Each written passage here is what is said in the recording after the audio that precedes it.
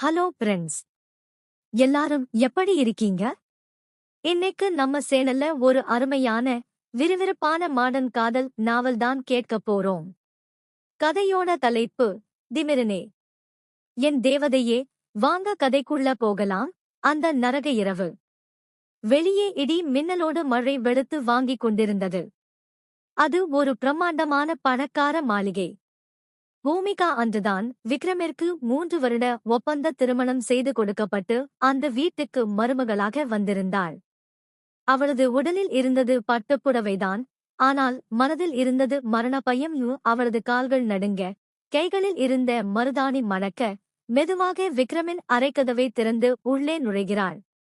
அங்கே அந்த அறையின் சோபாவில் ஷர்ட் பட்டன்களை கழட்டிவிட்டு கையில் மது கோப்பையோடு வெறித்து பார்த்து கொண்டிருக்கிறான் விக்ரம். அவனுக்கு பெண்கள் என்றாலே வெறுப்பு, கர்வத்தின் உச்சம் அவன். அவள் பயந்து நடுங்கி கதவோரம் நிற்பதைப் பார்த்தவன் மெதுவாக எழுந்து சிங்க நடை போட்டு அவளை நோக்கி வருகிறான். அவளது முகத்துக்கு மிக அருகில் தன் முகத்தை கொண்டு சென்று மிக கொடூரமான குரலில் கேட்கிறான். விக்ரம் கோபமான குரலில், சோகஸ்மெலி பொண்டாட்டி வேஷம் எல்லாம் இங்க வேலைக்கு ஆகாது. உன் ரேட் என்ன? பூமிகா அதிர்ந்து போய் அழுகிறாள். பூமிகா தழுதழுத்த குரலில், சோகஸ்மெலி சார், நான் என் குடும்ப சூழ்நிலையால. அவள் கூற வரும்போதே விக்ரம் தன் கையை உயர்த்தி அவளது பேச்சை பாதியிலேயே தடுத்து நிறுத்துகிறான். அவளது விளக்கத்தை கேட்க அவன் விரும்பவில்லை. விக்ரம், உன் கதையெல்லாம் எனக்கு தேவையில்லை. என் தாத்தாவோட சொத்து எனக்கு கிடைக்கணும்னா நான் 3 வருஷம் கல்யாணம் பண்ணி வாழ்ந்தாகணும். அதுக்காகத்தான் உன்னை விலை பேசி கூட்டிட்டு வந்திருக்கேன். இந்த 3 வருஷமும் நீ எனக்கு அடிமை என்று கூறி அவளை கோபமாக தள்ளிவிடுகிறான். அவளுக்கு கட்டிலில் படுக்கக்கூட உரிமை இல்லை. முதல் நாளே அவளுக்கு நரகத்தைக் காட்டுகிறான் விக்ரம். நாட்கள் வாரங்களாயின. விக்ரம் பூமிகாவை ஒரு மனைவியாக மதிக்கவே இல்லை. வேலைக்காரியை விட கேவலமாக நடத்தினான். ஆபீஸிலிருந்து குடித்துவிட்டு வந்து அவளை வார்த்தைகளால் சித்திரவதை செய்தான். ஆனால் பூமிகா எல்லாவற்றையும் பொறுத்துக் கொண்டாள்.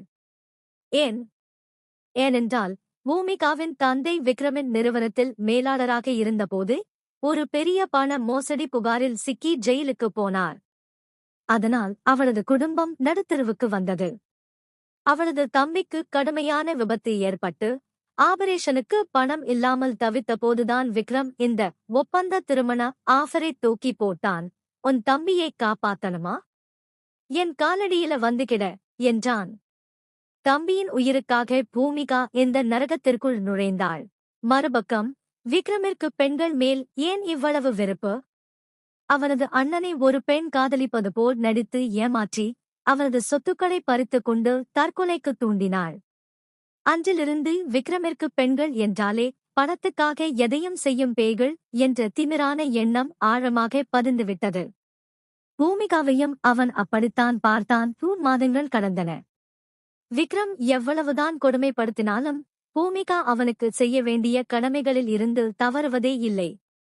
அவனுக்கு பிடித்த உணவு, அவனது உடைகள், அவனது பிசினஸ் ஃபைல்கள் என அனைத்தையும் சரியாக பார்த்துச் செய்தாள்.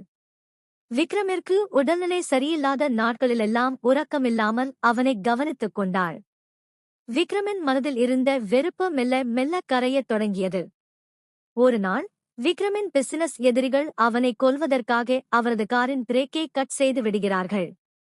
இதை தற்செயலாக தெரிந்து கொள்ளும் பூமிகா பதறியெடுத்துக் கொண்டு ஓடிச் சென்று விக்ரமின் காரின் குறுக்கே விழுந்து அவனை காப்பாற்றுகிறாள். இந்த விபத்தில் பூமிகாவுக்கு கடுமையான காயம் ஏற்பட்டு இரத்த வெள்ளத்தில் மிதக்கிறாள். அவளை அந்த நிலையில் பார்த்ததும் விக்ரமின் நெஞ்சம் முதன்முறையாக பதறுகிறது. விக்ரம் பதற்றத்துடன் கத்தும் குரலில், சோகஸ்மெலி பூமிகா, கண்ணை தோரா பூமிகா, உனக்கு எதுவும் ஆகாது என்று கத்திக்கொண்டே அவளை தூக்கிக் கொண்டு மருத்துவமனைக்கு ஓடுகிறான். ஆபரேஷன் தியேட்டருக்கு வெளியே அவன் அழுது கொண்டே நிற்கும்போதுதான் அவனுக்கு புரிகிறது, அவன் அறியாமலேயே அவளது அமைதியும் தேவதை போன்ற அன்பும் அவனது இதயத்தை ஊடுருவிவிட்டன என்று. பூமிகா குணமடைந்து வீடு திரும்புகிறாள். இப்போது விக்ரமின் பார்வையில் வெறுப்பு இல்லை, மாறாக குற்ற உணர்ச்சி இருக்கிறது. அதே நேரத்தில் பூமிகாவின் தந்தை நிரபராதி என்றும் விக்ரமின் நிறுவனத்தில் இருந்த உண்மையான துரோகி அவரது பிசினஸ் பார்ட்னர் தான் என்றும் போலீஸ் விசாரணையில் தெரிய வருகிறது. தான் தவற்றை உணர்ந்த விக்ரம் அப்படியே உடைந்து போகிறான். அன்று இரவு அதே அறை. 3 வருட ஒப்பந்தம் முடிய இன்னும் சில நாட்களே இருக்கின்றன. பூமிகா தன் துணிகளை பேக் செய்து கொண்டிருக்கிறாள். விக்ரம் மெதுவாக அவளருகில் வருகிறான். அன்று திமிராக நின்றவன் இன்று அவளது காலடியில் மண்டியிட்டு அமர்கிறான். அவளது கைகளை பற்றிக் கொண்டு கண்கள் கலங்கச் சொல்கிறான். விக்ரம் கண்ணீரோடு உடைந்த குரலில் சோகஸ்மெலி, அன்னைக்கு இதே ரூம்ல வச்சு உன் ரேட் என்னன்னு அசிங்கமாக கேட்டேன் பூமிகா. இந்த உலகத்துல இருக்கிற மொத்த சொத்தை கொடுத்தாலும் உன்னோட இந்த அன்பை வாங்க முடியாதுன்னு இன்னைக்கு புரிஞ்சுக்கிட்டேன். என்னை மன்னிச்சிடு பூமிகா. இந்த ஒப்பந்தம் இதோட முடியட்டும். ஆனா என் ஆயுள் முடியுற வரைக்கும் நீதான் என் உண்மையான பொண்டாட்டி. உன்னை நான் என் மனசார காதலிக்கிறேன். இனிமே நீ இந்த விக்ரமோட மட்டும்தான் இருக்கணும். எந்த காரணத்துக்காகவும் என்னை விட்டுட்டு போகவே வேண்டாம். பூமிகா அவனது முகத்தையே விழித்தெடுக்காமல் பார்த்தாள். அத்தனை வருடங்களாக அவனிடம் இருந்து எதிர்பார்த்த அந்த ஒரு வார்த்தை இன்று அவளது வாயிலிருந்தே வந்ததும் அவளது உள்ளம் குளிர்ந்தது. அவளது கண்களிலிருந்து ஆனந்த கண்ணீர் வழிந்தோடியது. அவளது தோள்களைப் பற்றி மெதுவாக அவனை எழுப்பி தன் நேரே நிறுத்தினாள். பூமிகா அன்பான குரலில், சோகஸ்மெலி, நீங்க என்னை எவ்வளவோ காயப்படுத்தியிருக்கலாம் சார். ஆனா என் தம்பியோட உயிருக்கு ஆபத்துன்னு வந்தப்போ யோசிக்காம பணத்தை கொடுத்து காப்பாத்துன தெய்வம் நீங்க. இந்த பூமிகாவுக்கு உங்க மேல கோபப்பட தெரியாது சார். ஆனா எனக்கு ஒரே ஒரு பயம்தான். நீங்க உண்மையாவே என்னை உங்க மனைவியா ஏத்துக்கிட்டீங்களா? இல்ல என் மேல இருக்கிற பாவம் குற்ற உணர்ச்சியால இப்படி பேசுறீங்களா? விக்ரம் சட்டென்று அவளருகில் நெருங்கி அவளது நெற்றியில் ஆழமாக முத்தமிட்டான். அவரது முத்தத்தில் இருந்த உண்மை அவரது பயத்தை போக்கியது. விக்ரம், இது குற்ற உணர்ச்சி இல்லை பூமிகா. உன்னோட தூய்மையான அன்பை புரிஞ்சுகிட்ட ஒரு பாவியோட காதல். நாளைக்கே நாம கோர்ட்டுக்கு போறோம். அந்த 3 வருஷ ஒப்பந்த திருமண பத்திரத்தை அவங்க முன்னாடியே கிழிச்சு போடுறோம். நம்ம ஆயுள் முழுக்க பிரியவே மாட்டோம்னு புதுசா ஒரு கல்யாண பத்திரத்துல கையெழுத்து போடுறோம். சம்மதமா பூமிகா? பூமிகா வெட்கத்தோடு தலை குனிந்து அவரது மார்பில் சாய்ந்து கொண்டாள். வெளியே பெய்து கொண்டிருந்த பலத்த மழையின் சத்தத்தையும் தாண்டி அந்த அறைக்குள் இரு இதயங்களின் துடிப்பும் ஒன்றாக கலந்தது. விக்ரம், பூமிகா கல்யாணம் முடிந்து இப்போது கரெக்டா 6 மாதம் ஆகிறது. விக்ரமிற்கு பிசினஸ்ல எவ்வளோ டென்ஷன் இருந்தாலும் வீட்டுக்குள்ள பூமிகாவோட சத்தம் கேட்ட உடனே அவனோட ஸ்ட்ரெஸ் எல்லாம் பறந்து போயிடும். அன்று ஒரு சனிக்கிழமை இரவு. வெளியே லேசான மழை தூறல் போட்டுக் கொண்டிருக்க பூமிகா கட்டிலில் அமர்ந்து ரொம்ப மும்முரமா தன் மொபைலை தோண்டிக் கொண்டிருந்தாள். இன்ஸ்டாகிராம் ரீல்ஸ் பார்த்துட்டு அவ பாட்டுக்கு லேசா சிரிச்சிட்டு இருந்தா. அப்போதுதான் விக்ரம் லேப்டாப்பை மூடிவிட்டு மெதுவாக பெட்டுக்கு வந்தான். வந்து அவளுக்கு பக்கத்துல உட்கார்ந்தும் பூமிகா அவனைப் பார்க்காம மொபைலையே பார்த்துட்டு இருந்தா. விக்ரமிற்கு லைட்டா பொறாமை வந்துடுச்சு. மெதுவா பூமிகாவோட கைக்கு நடுவுல புகுந்து அவளோட மொபைலை அப்படியே பறிச்சு பெட்ல தூரமா தூக்கி போட்டான். பூமிகா செல்லக் கோபத்துடன், சோகஸ்மெலி, விக்ரம், என்ன இது? நான் ஒரு முக்கியமான வீடியோ பார்த்துட்டு இருந்தேன். குடுங்க மொபைலை. விக்ரம் குறும்புடன், சோகஸ்மெலி, முடியாது. ரூமுக்குள்ள நான் இருக்கும்போது உனக்கு என்னடி மொபைல வேலை? அந்த சின்ன ஸ்கிரீனை விடவா உன் புருஷன் நான் அசிங்கமா இருக்கேன் என்று விக்ரம் குறும்பா சிரித்துக்கொண்டே பூமிகாவை அப்படியே தன் மார்போடு சேர்த்து இறுக்கமாக அணைத்துக் கொண்டு பெட்ல சாய்த்தான். அவனது உடம்பின் சூடுபட்டதும் பூமிகாவுக்கு உடம்பெல்லாம் சிலிர்த்தது. அவரது தாடிமுடி அவளது கழுத்தோரம் குத்தியதில் பூமிகா நெளிந்தாள். பூமிகா, விக்ரம், தாடி குத்துது, விடுங்க. விக்ரம் விஸ்பரிங் டோனில், சோகஸ்மெலி, விட முடியாது. அன்னைக்கு இதே ரூங்குள்ள பயந்து நடுங்கிட்டு நின்ன பூமிகா எங்க? இன்னைக்கு என் மார்புல வெட்கப்பட்டுட்டு இருக்கிற என் பூமிகா எங்க? இந்த 6 மாசத்துல உன்னை என் காதலால மொத்தமா மாத்திட்டேன்ல. இனிமே நான் ஆபீஸ்ல இருக்குற வரைக்கும் தான் உனக்கு விக்ரம் சார். வீட்டுக்குள்ள வந்துட்டா நான் உன்னோட விக்ரம் மட்டும்தான். புரியுதாடி என் ராட்சசி?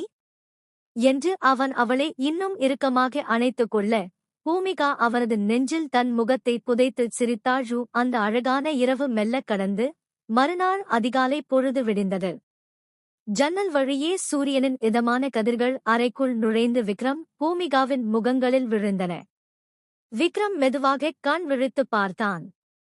அவரது நெஞ்சின் மீது தன் தலையை வைத்து, அவரது சட்டையை தன் குட்டி விரல்களால் இறுக்கமாக பற்றிக் கொண்டு தேவதை போல தூங்கிக் கொண்டிருந்தாள் பூமிகா. அவளது முகத்தில் இருந்த அந்த அமைதியும், உதட்டோரம் இருந்த லேசான புன்னகையும் விக்ரமின் இதயத்தை நிறைத்தது. மெதுவாக தன் கையை உயர்த்தி, அவளது நெற்றியில் விழுந்திருந்த கூந்தல் இழைகளை ஓரமாக ஒதுக்கிவிட்டான். அவனது தீண்டலில் பூமிகா மெல்லக் கண் விழித்தாள். நேராக விக்ரமின் காதல் நிறைந்த கண்களைப் பார்த்ததும் அவளுக்குள் மீண்டும் ஒரு வெட்கப் புயல் அடித்தது. அதை மறைக்கச் சட்டென்று அவனது நெஞ்சுக்குள் தன் முகத்தை இன்னும் ஆழமாக புதைத்துக் கொண்டாள். விக்ரம் சிரித்துக்கொண்டே, சோகஸ்மெலி, என்ன மேடம்? விடிஞ்சிருச்சு, இன்னும் தூக்கம் முடியலையா? இப்படியே படுத்துட்டு இருந்தா ஆபீஸுக்கு யார் போறது? பூமிகா செல்ல அதிகாரத்துடன், சோகஸ்மெலி, இன்னைக்கு ஞாயிற்றுக்கிழமை விக்ரம். ஆபீஸுக்கு லீவு. அதனால இன்னைக்கு முழுசும் நீங்க என் கூட மட்டும்தான் இருக்கணும். விக்ரம், ஓஹோ, என் பூமிகா இப்போ எனக்கு ஆர்டர் போடுற அளவுக்கு வளர்ந்துட்டாளா? என்று விக்ரம் அவளது மூக்கோடு தன் மூக்கை தேய்த்து குறும்பா கேட்டான். பூமிகா அவனது கழுத்தைக் கட்டிக்கொண்டாள். பூமிகா, ஆமாம். அன்னைக்கு இந்த அறைக்குள் வரும்போது என் மனசுல மரண பயம் மட்டும்தான் இருந்தது. ஆனா இன்னைக்கு இந்த உலகத்திலேயே எனக்கு பாதுகாப்பான இடம் இந்த உங்க நெஞ்சுதான் விக்ரம். உங்களோட இந்த அன்பும் காதலும் தான் என்னை மாத்திருக்கு. விக்ரம் அவளை இன்னும் தன்மார்போடு இறுக்கமாக அணைத்துக் கொண்டான். அவளது நெற்றியில் நீண்ட ஆழமான முத்தமொன்றை பதித்தான். விக்ரம், அன்னைக்கு உன்னை காயப்படுத்தின ஒவ்வொரு நொடிக்காகவும் என் ஆயுசு முழுக்க உன்னை ராணி மாதிரி வச்சு பார்த்துப்பேன் பூமிகா. இந்த விக்ரமோட மூச்சும் வாழ்க்கையும் இனிமே நீ மட்டும்தாண்டி. பூமிகா புன்னகைத்தாள். அந்த புன்னகையில் கடந்த கால வலிகள் அனைத்தும் பனி போல உருகி மறைந்திருந்தன. அந்த பிரம்மாண்டமான அறையின் சுவர்கள் அன்று அவர்களின் கண்ணீரையும் பயத்தையும் பார்த்திருந்தன. ஆனால் இன்று அதே சுவர்கள் அவர்களின் பிரிக்க முடியாத, என்றும் மாறாத பேராழமான காதலுக்கு சாட்சியாக நின்றன. சரி பிரின்ஸ், இதோட திமிருனே என் தேவதையே, நாவல் ஒரு வழியா சுபமா முடிஞ்சிருச்சு. விக்ரம் மற்றும் பூமிகாவோட இந்த கியூட்டான லவ் ஸ்டோரி உங்களுக்கு பிடிச்சிருந்தா மறக்காம லைக் பண்ணுங்க, உங்க ஃப்ரெண்ட்ஸ்க்கும் ஷேர் பண்ணுங்க. நம்ம சேனலுக்கு இன்னும் சப்ஸ்கிரைப் பண்ணலனா உடனே சப்ஸ்கிரைப் பண்ணிடுங்க. அடுத்த ஒரு விறுவிறுப்பான கதையோட உங்களை வந்து பார்க்கிறேன்.